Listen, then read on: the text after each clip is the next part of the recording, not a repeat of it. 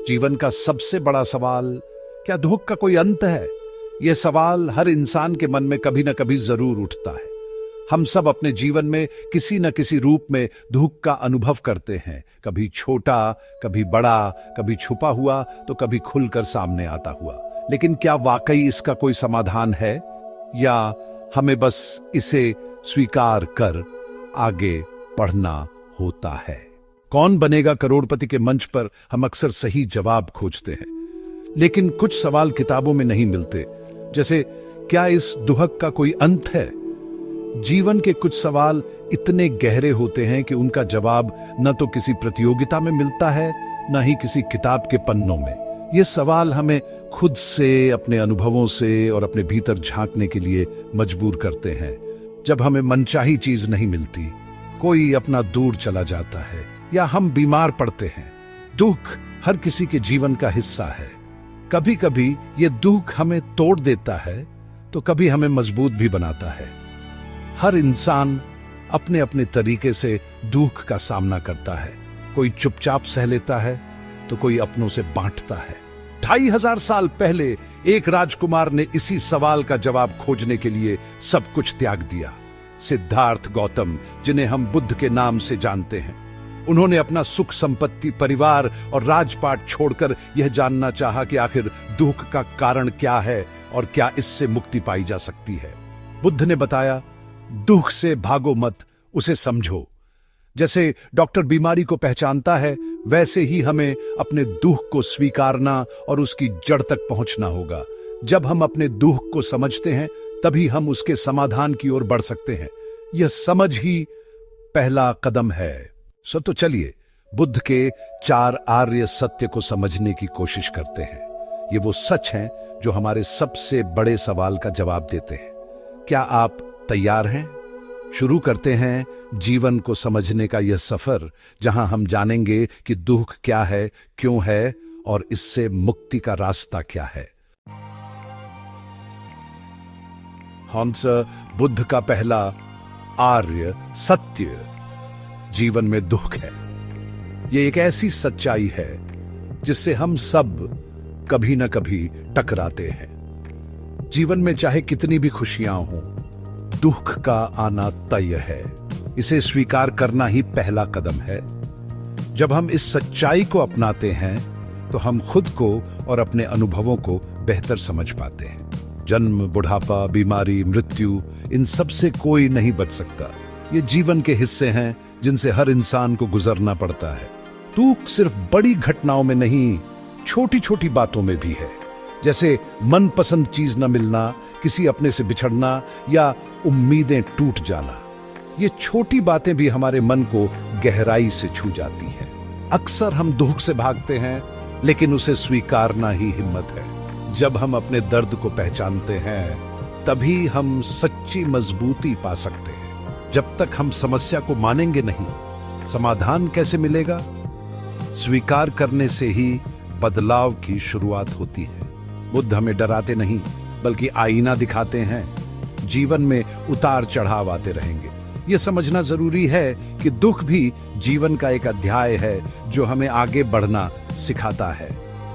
जब आप यह मान लेते हैं, तो आधी परेशानी वहीं खत्म हो जाती है। मन हल्का हो जाता है और आगे बढ़ने की ताकत मिलती है। यही पहला सत्य है, हकीकत को स्वीकारना। जब हम सच्चाई को अपनाते हैं, तभी हम सच्चे अर्थों में स्वतंत्र हो सकते हैं। अब सवाल, दुख का कारण क्या है? बुद्ध के अनुसार इसका कारण है तृष्णा, अर्थात इच्छाएं। जब तक कोई इच्छा नहीं, मन शांत रहता है। इच्छा जागी, बेचैनी शुरू। बस एक इच्छा पूरी होती है तो 10 नई इच्छाएं जन्म लेती हैं। यह अंतहीन दौड़ है। समस्या चीजों में नहीं, उन्हें पाने की जिद में है। फूल को देखना अच्छा है, लेकिन उसे हमेशा के लिए पाना चाहना दुख लाता है। जीवन की अच्छी चीजों का आनंद लें, लेकिन उनसे चिपकना दुख का कारण बनता है। दूसरा सत्य यही सिखाता है, दुख का कारण बाहर नहीं, हमारे भीतर है। हमारी इच्छाएं और लगाव। तीसरा, आर्य सत्य, दुख का अंत संभव है।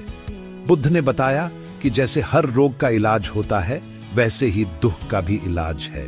यह इलाज हमारे भीतर ही छुपा है, बाहर नहीं। सनुवंश, अगर कारण है तो समाधान भी है।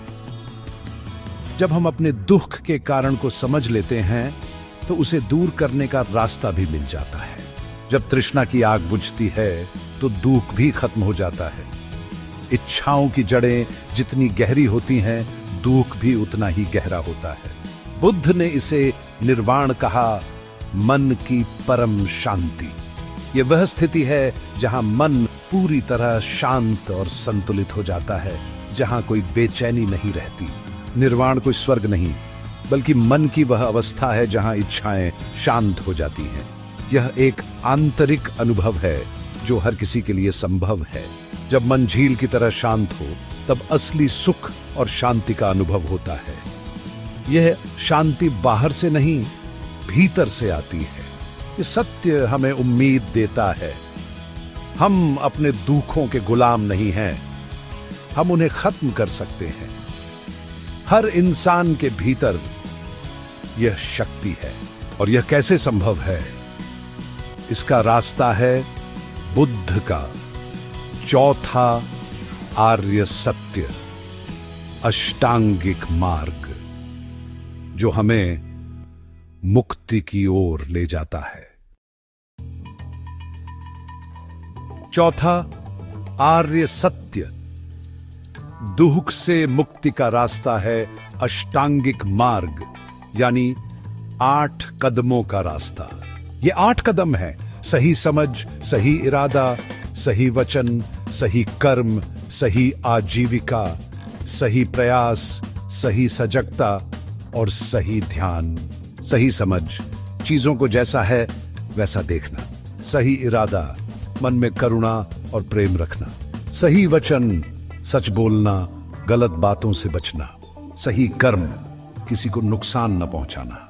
सही आजीविका, ईमानदारी से जीवन यापन।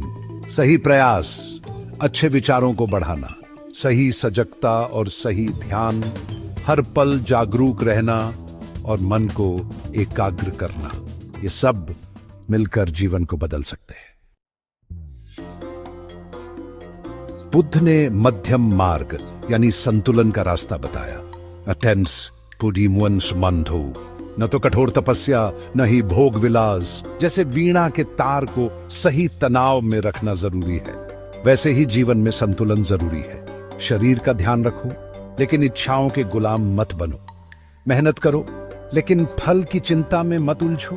मन को भी संतुलित रखना है, ना बहुत उत्साहित, ना बहुत निराश।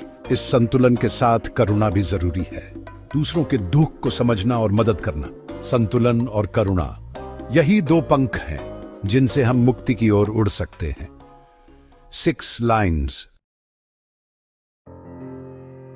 बुद्ध का संदेश, अप दीप भव, यानी अपना दीपक स्वयं बनो। रास्ता दिखाया गया है, चलना आपको है। यह सफर आसान नहीं, लेकिन नामुमकिन भी नहीं। हर दिन छोटे छोटे प्रयास करें। आज अपनी खुशी का रिमोट दूसरों को मत दीजिए। सच्ची शांति आपके भीतर है। इच्छाओं के स्वामी बनिए, उनके दास नहीं। वर्तमान में जीना सीखिए। आज से ही पहला कदम उठाइए। गुस्से पर काबू, किसी की मदद, कुछ पल ध्यान। बुद्ध का संदेश निराशा नहीं, आशा का है। हर कोई अपने दुख का अंत कर सकता है। अगर आपको यह वीडियो पसंद आई हो तो लाइक करें, और चैनल पर नए हो तो चैनल को सब्सक्राइब करें और कमेंट्स में बताएं कि आपको यह उद्देश्य कैसा लगा। धन्यवाद।